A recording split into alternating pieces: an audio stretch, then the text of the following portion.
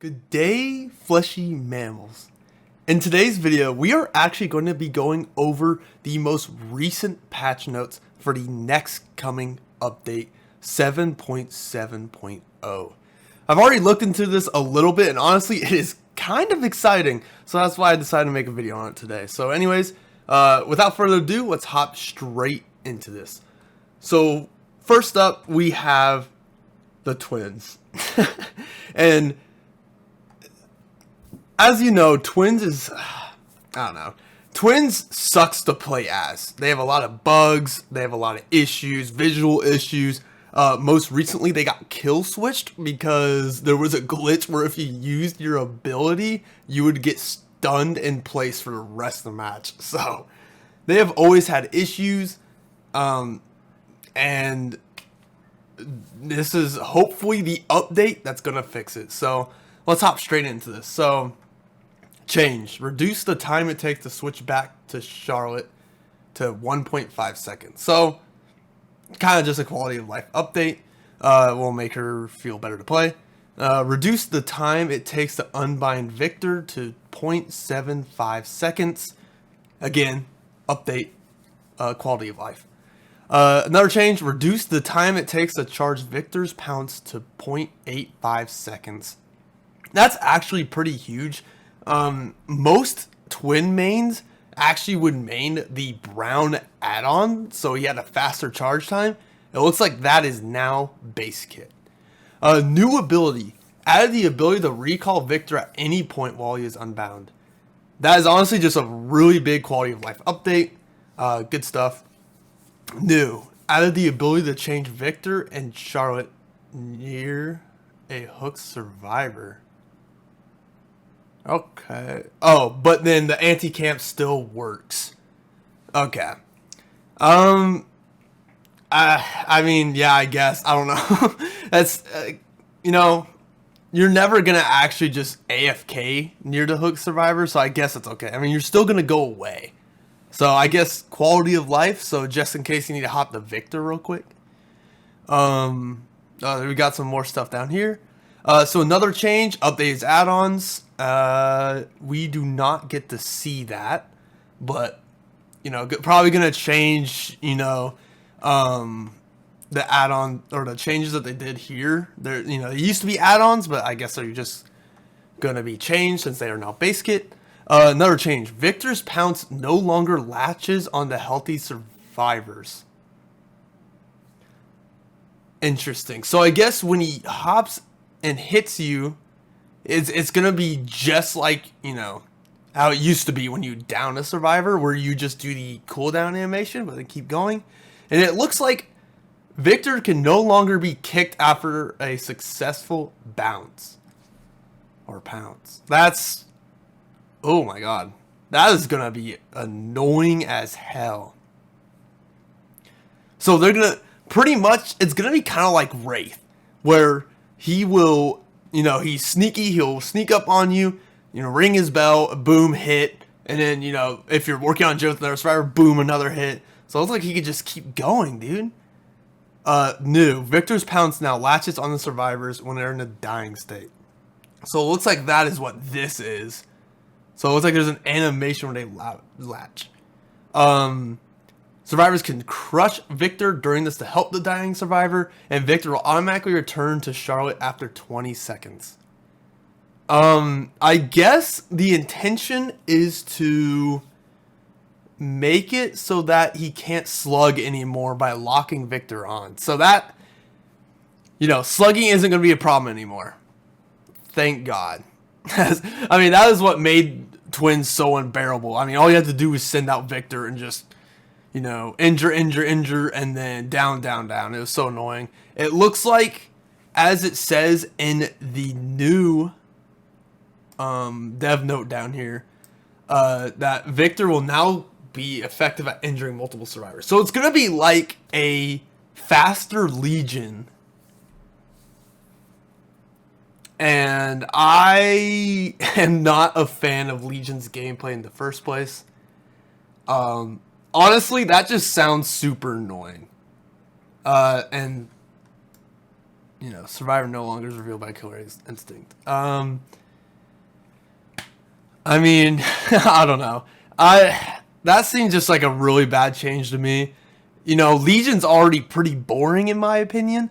When he just hits you and leaves. I do like when he actually chases you, because when he actually chases you, it's fun.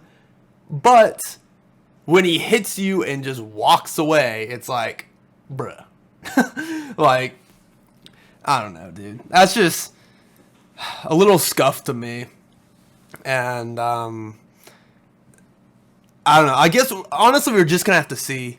Charlotte also gains a 10% haste effect while Victor's attached. So for pretty much, she can get a max of 20 seconds of 10% haste. That is huge. Charlotte is already a 115% killer. I'll make her 125. So if she's in, so let's say she downs a survivor and then she starts chasing their survivor, she's gonna be at 125% movement speed until she hits that survivor.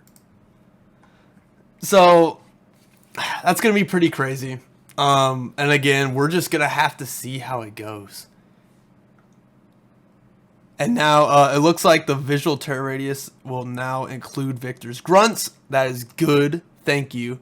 And Victor will now glow red whenever he's vulnerable. Okay. He's always done that. Like he always turned red when he was vulnerable to being crushed. So, not sure why that's in there. But overall, that's kind of a miss as an L.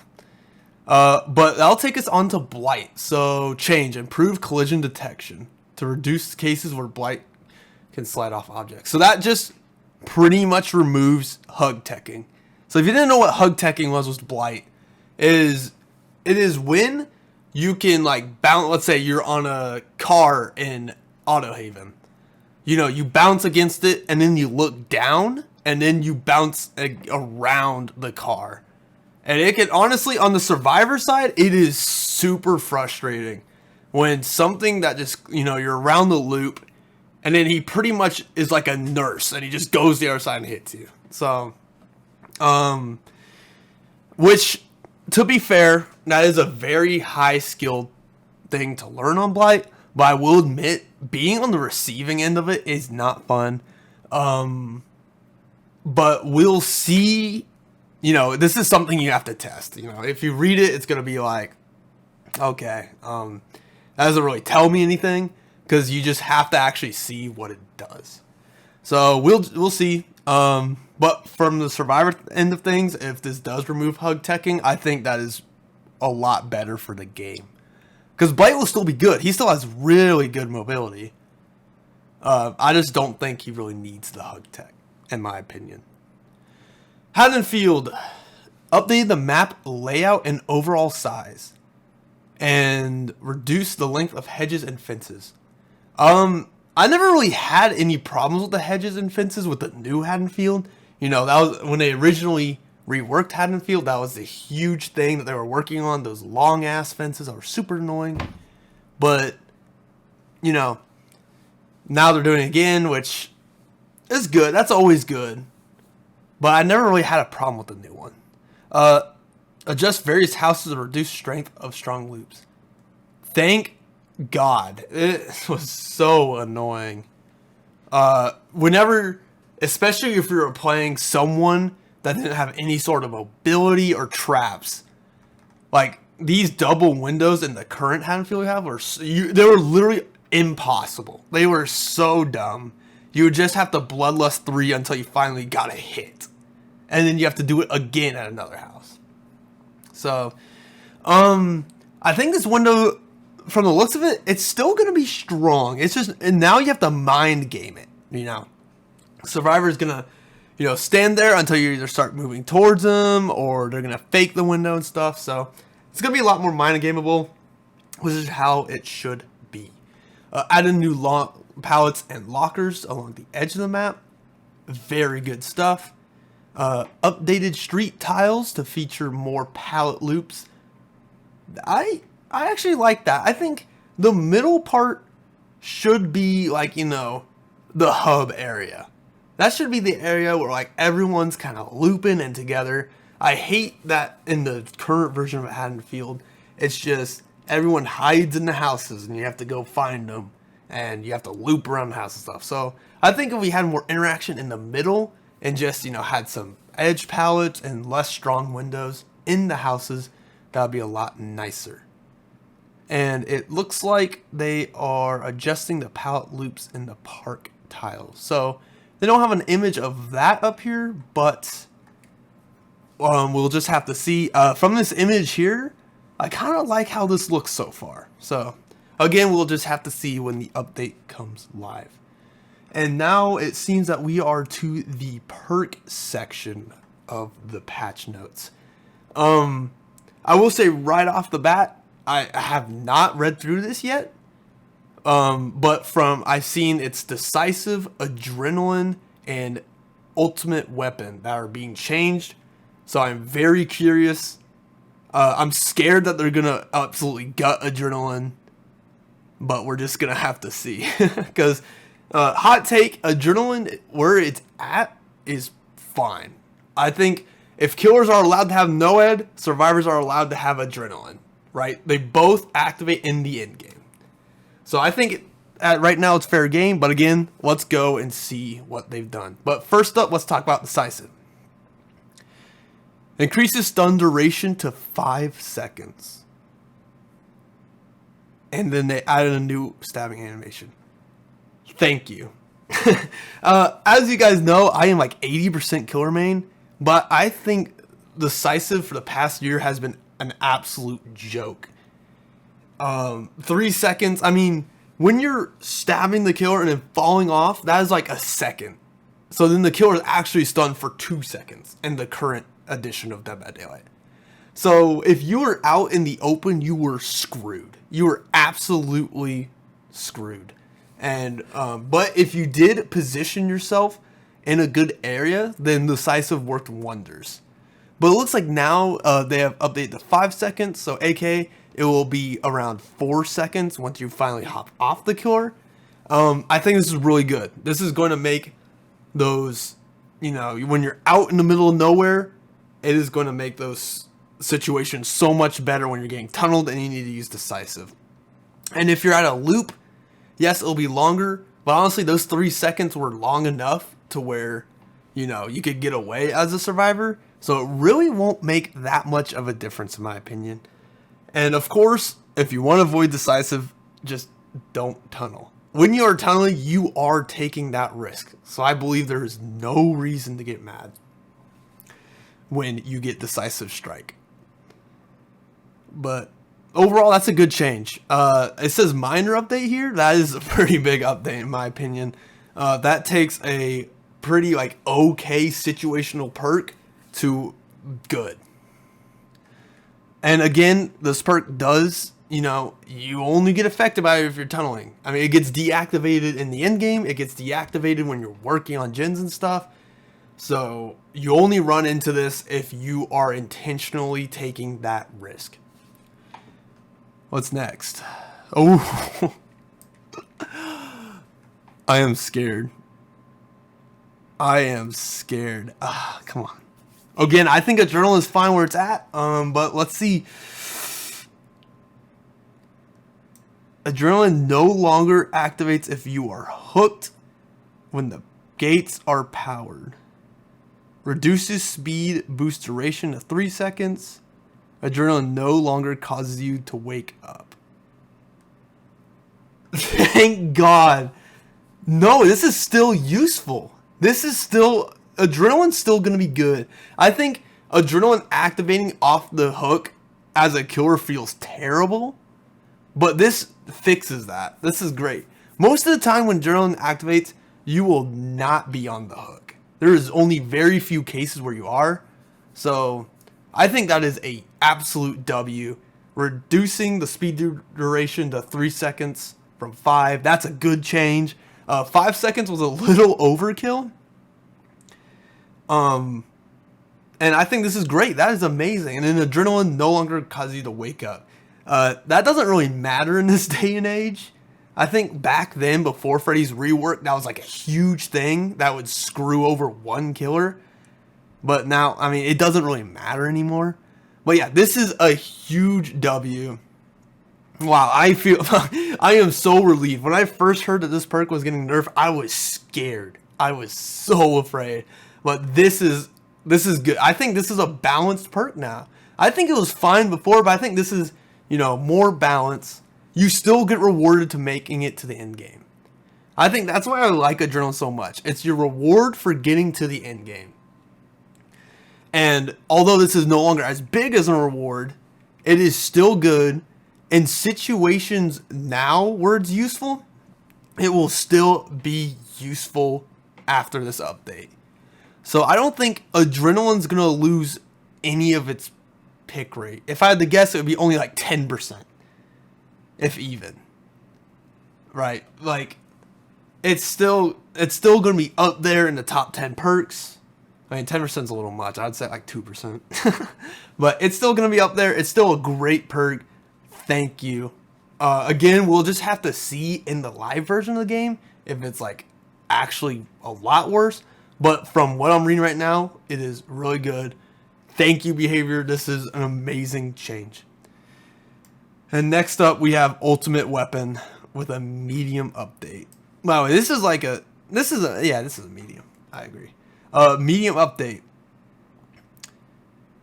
Now reveals survivor's aura instead of making them scream. Okay. Interesting. I actually predicted this. This is when the ultimate weapon was first announced to get a rework later. My first thought was they're gonna make it into an aura reading perk, and that is exactly what they did. Reduce activation time to 15 seconds and increase cooldown to 80, 70, 60. I think they should do one or the other here. Like, I don't think they need to do both. But this is good. I mean, this removes the dumbass Wesker ultimate weapon dead man switch meta. Like, thank God. That meta was so bad, especially on Wesker, Nurse, Blight. You know, all the top killers would absolutely thrive from this perk, and I'm so glad that this is fine. You know, they fixed that problem. Is it still a good perk? I think it's decent. As of course, it is a lot less powerful than it was before. I would actually call this a huge update because this takes it from one of those top dog perks down pretty far. I think it was pretty BS when it first released, and it still is right now. But after this update, I think it'll be a decent perk.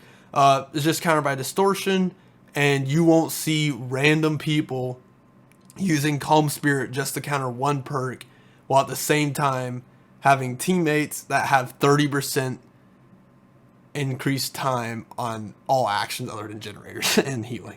So, good update. Again, perks are a thing where you have to just see in game how effective they are, but overall, pretty good. W behavior. Emblems. Remove the ability to lose a pit. Okay. That's a good change. The only times you lose a pip in Dead by Daylight is if, at least on the survivor side, is if you just have a team that just gets absolutely railed. And there are a lot of situations where you can't do a thing about it. It is so annoying. Killer, it is very rare to de-pip. I mean, you literally just have to play a game. You don't have to kill a single person and you'll safety pip. You know, as long as you do decent, you kick some gens, you hit some people, you're going to get a safety pit. But this is going to be nice. You don't get punished for having a terrible match. The only thing is, it will also not punish people who kill themselves on hook, which is kind of, they need some sort. I know it's like a hard thing to do, but they need some sort of detection system. But either way, good. Store update. Visual overhaul. Specials tab. Collections. FORTNITE store. So this is FORTNITE now. Cool. I think they'll put a lot more effort into cosmetics now because they have to make a portrait for everything. And it looks like you'll be able to purchase DLCs in-game store. Which is awesome. Thank you. I don't know why they made it more expensive to buy them with Oryx cells in the store than actually buying them on Steam. It made no sense. So thank you. And it also, I saw a weekly gift for free. Cool. Reward the players that play all the time. I think that's not bad. But yeah, FORTNITE. And our last change here, new tomes and respective rifts will now open at the same time as the update. Thank you. I was so tired of waiting for challenges because I only know lifeless game. So thank you for that. No longer have to wait around. And it looks like a new rift bundle grants premium rift rewards and a 20 tier head start. Honestly, not worth it. I completed the battle pass before, or I'm sorry, the archive. I got FORTNITE on my mind. Before the third set of challenges even unlocked. So, if you play this game enough, you're not gonna need it. I really hope people aren't tricked into buying or paying extra to get a 20 tier head start. If you play the game enough, you're gonna get it back for free. Like you get all. That's what I like about Dead by Daylight. You get all your Oryx cells back, and I think you get a little more on top. So, W behavior, and that is the article. Overall, other than the twins, this was a good update. I think twins is a little questionable. Again, it's gonna turn into another Legion. It's just gonna be Legion gameplay, and trust me, everyone's gonna get frustrated. It's just getting chased by a 150 little boy that can't even get kicked anymore unless he's latched onto a survivor is just super annoying. I think I don't know. It's really hard to balance something like this because you could still kick him when he misses a pounce, but if he hits a pounce, then you can run away, but then he's just gonna catch back up because he's 150.